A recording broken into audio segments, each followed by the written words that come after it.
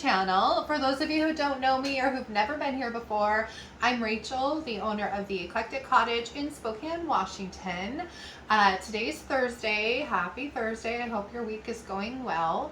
And usually Thursday means a thrift haul, and I have a little itty bitty thrift haul for you today. The reason being is my husband and I did not go on a junk run on Sunday like we normally do. I figured I really do have quite a bit of stuff in my stash that I'm trying desperately to work through, and I didn't want to add a bunch to that. Plus it was NFL playoffs and he really likes to watch football, so we stayed home so he could actually get some football time in. And I ended up coming into town on Monday because I had some errands to run, so I stopped at a couple of the Goodwills and I bought a few things, nothing too major, and so I thought I'd show you that today. And since I really didn't know exactly what I was going to do with today's video because my thrift run was so tiny, I am going to show you what I've been doing with the little antique chair that I got last week.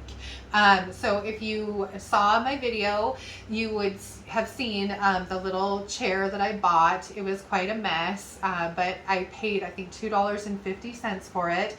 My husband was like, what are you going to do? And so I have a vision in my head. It's slowly getting there, but it's been kind of a process. So I'm going to show you where I've gotten to so far. I was really hoping to have it done for you for today, but with dry times and everything, it definitely took a little longer than I'd hoped. So I will show you where I did get to. So anyway, stay tuned for that after the little bitty thrift run. And let me show you what I did find on Monday. So we'll start over here. I found this. I thought it was really pretty. They had two, but one of them was pretty damaged, and so unfortunately I had to leave it, and I wish I could have gotten both of them, but it is what it is. I grabbed this one. I thought for Valentine's Day it's a pretty red, and if I don't sell it with my Valentine's Day stuff, I will probably just put it in with my Christmas and try it then. But the price was right, and it's just a cool shape, so I grabbed that. Excuse me. And then, you know me, I like pillar holders, and so as much as I really don't need any more right now, this is a nice wood one. It'll be kind of fun to paint and put some wax on it to make these little lines really stand out. So I grabbed that. They're pretty easy to redo, so it shouldn't take too much time. And then this is my other little project piece that I grabbed, this little birdhouse.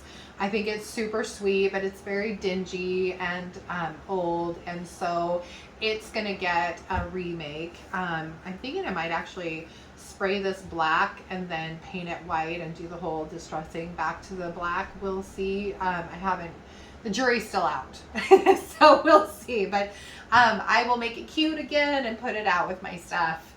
And then the rest of the stuff I got is kind of vintagey things, and I'll start with this one. It's a mystery to me. This all came together on this bowl. I really don't think these three pieces are even supposed to live together. I thought it was kind of cool, so I grabbed it.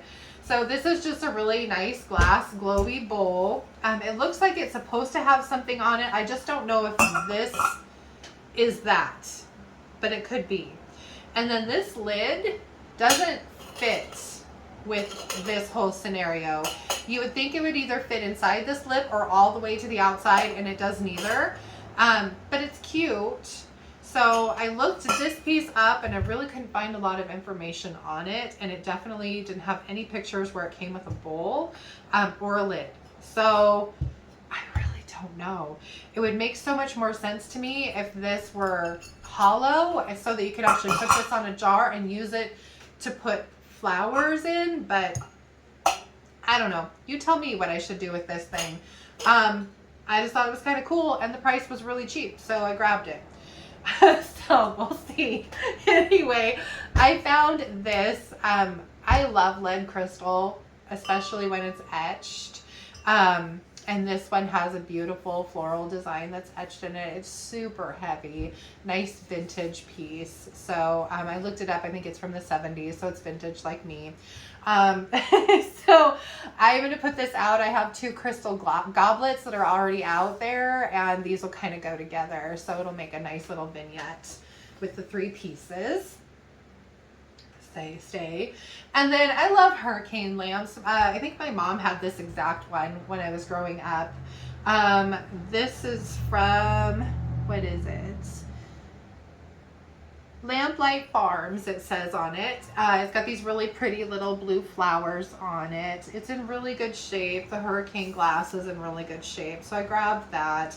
And then in the same Goodwill, right kind of beside this, was this little piece here. And I get the distinct feeling that this is copper. You can kind of see how patinaed it is. And it spoke to me. It's so pretty. The patina and the age on this is just beautiful. It still has the little, whatever you call this. Can't think of the word now, but anyway, being an oil lamp. And then it's got the back hanger, and that comes off. You can slip it on and off, and then a little tray for it to sit in. No glass, so I will see if I can find just a hurricane for it at some point. But I thought it was so beautiful, I just couldn't leave it behind. So I grabbed that. So that was all that I found on Monday. Then a couple things that I actually grabbed a week or 2 ago that I completely forgot were even in the car. I thought I'd show you really quick. I grabbed this picture. It was one of the half price items, and I'm going to be doing my front display here at the cottage for spring in kind of whites and neutrals and light browns, and with some like galvanized metals and maybe a couple hints of dark brown, but this will go really well with that whole scene. So I thought that would look nice, so I grabbed it. It doesn't need a lot of work. I might go over the white part with another coat of paint just because there is some like little staining or something on it. And then the last piece was, I love floral prints, so I grabbed this one. I'm not too keen on the super gold frame that's on this. To me it speaks of a bathroom a little bit, so I'm going to definitely change that. But I just loved the floral print of it, and I thought it was really pretty, so I'm probably going to paint this frame and then put it out somewhere. So I thought that was cute, so I grabbed it. And that is it for the thrifted items that I got. So if you stay tuned, I will show you the process that I've gone through so far with the little antique chair and where we are. I've had to build the seat a little platform so that it actually has a seat. My plan is to eventually put some padding and upholster the seat and get that affixed on it. I haven't painted it yet. I'm going to go probably with a nice light creamy color, and but it's getting there. It's definitely a little bit of a process, but I'm really loving how it's coming together, and I can't wait to paint it. So let me show you what I've gone through so far to get it to where it is. So here I am starting the process of pulling all of the old caning out of this chair. This took me a lot longer than I thought it was going to, honestly. Each of these little holes has cane coming, and every other hole the caning had been glued in. So it didn't want to come out. It just didn't. So it was definitely some work, but I'm more stubborn than the chair, so I eventually got there. But here you can see I'm just kind of going around the rim and cutting the caning and then pulling it through little by little. And then up close at the bottom, you can kind of see what I'm dealing with. I had to go through in between each little hole and cut. Sometimes twice to get it, and then go through with my screwdriver and kind of lift it, and then with my pliers and pull the caning out. Like I said, it was definitely a process.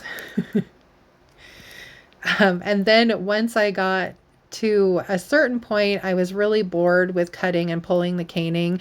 So I started popping the little glue plugs out of the holes. And so I did this every other hole I had to pop the glue plug out of. So I went around with my hammer and this little tap and just did that all the way around. And here I am, finally victorious, pulling the caning off of the chair. Yay! So then it was just a matter of going back around and cleaning out all the holes and making sure all those glue plugs were taken out. And there it is, all cleaned and ready for the next step.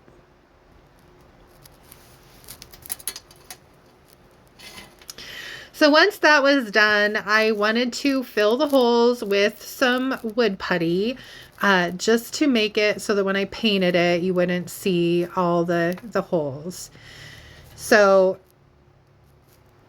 I'm going to I mix it up pretty thick, and I am going to take that with my handy dandy little scraper and press the wood putty down into the holes. I'm not trying to fill them completely. I just want it to be a good enough fill that I can paint these and have it not show.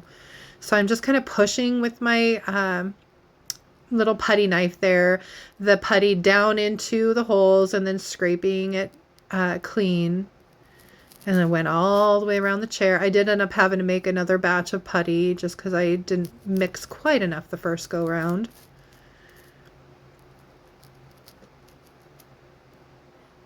And then here it is, all puttied. Looks like a mess at this point.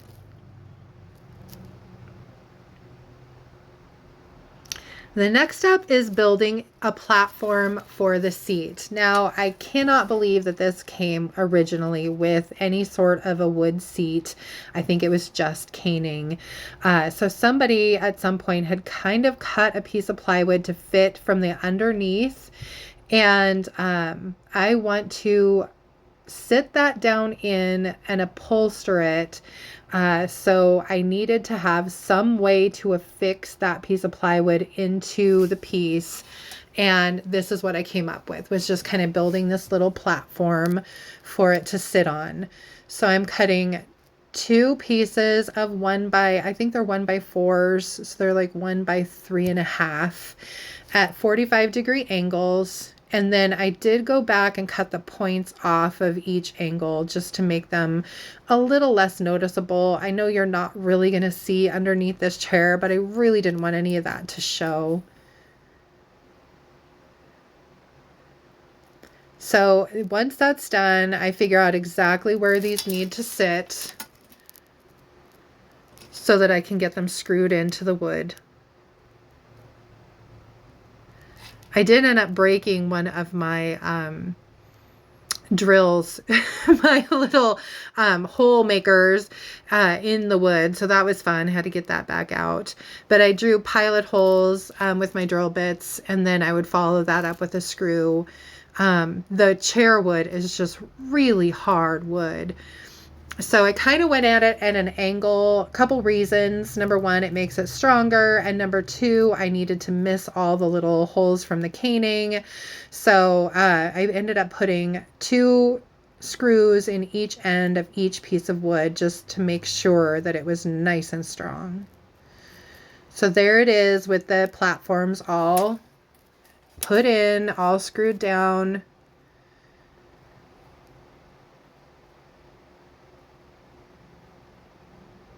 And there it is with this seat in it. So now I mentioned that the seat was made of plywood, and it was manufactured by somebody who had just cut out a piece to go in there, and it didn't fit really well. And I knew that since I wanted to upholster it, it was going to make it even bulkier. So I went around with my sander many times to get it so that it would fit in there. And I still need to go over it again. And then the last step that I managed to get to was getting it sanded and cleaned and ready for paint.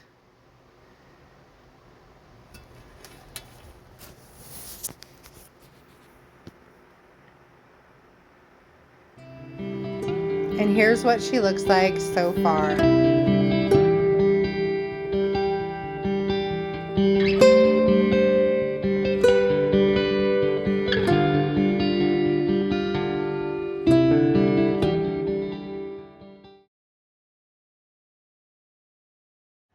So that's it from here for today. Thank you so much for watching. I hope you enjoyed my little mini thrift haul and the progress that I've made so far on the chair. For Tuesday's video, I am working on some projects here in the kitchen, and I will have a thrift flip for you. And I'm hoping to include the chair and have that all ready to go for you on Tuesday. And if you like content like this and you want to see kind of more of what I've got going on behind the scenes here in my kitchen at the cottage and what I'm up to, please subscribe to my channel and then hit the little notification bell, and that will tell you when I upload new content. Anyway, I hope to see you back here on Tuesday. I hope you have a great weekend. Thank you so much for watching. Bye.